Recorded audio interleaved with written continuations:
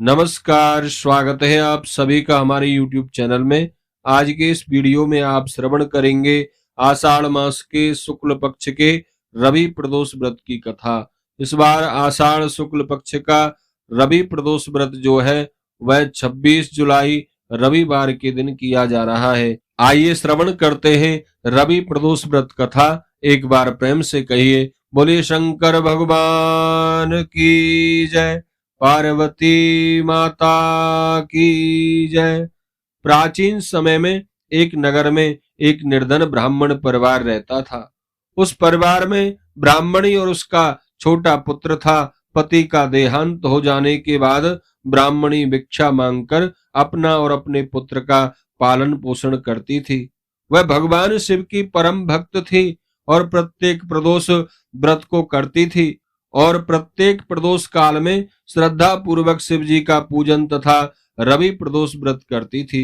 एक दिन भिक्षा मांगकर लौटते समय उसे मार्ग में एक घायल और अचेत युवक मिला।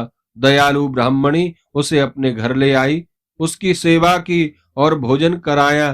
कुछ दिनों बाद वह युवक स्वस्थ हो गया।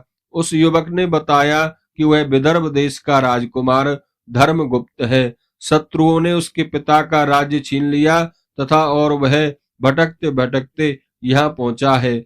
ब्राह्मणी ने धर्मगुप्त को अपने पुत्र के समान घर में स्थान दिया।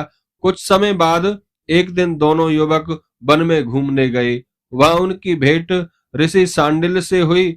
उन्होंने राजकुमार की पूरी कथा सुनी और कहा, यदि तुम श्रद्धा और नेम पूर्वक भगवान शिव का रवि प्रदोष व्रत करोगे तो अवश्य ही तुम्हें अपना खोया हुआ राज्य वापस मिल जाएगा। ऋषि के उपदेश के अनुसार ब्राह्मणी, उसका पुत्र और राजकुमार धर्मगुप्त सभी ने नियमित रूप से रवि प्रदोष व्रत करना आरंभ कर दिया।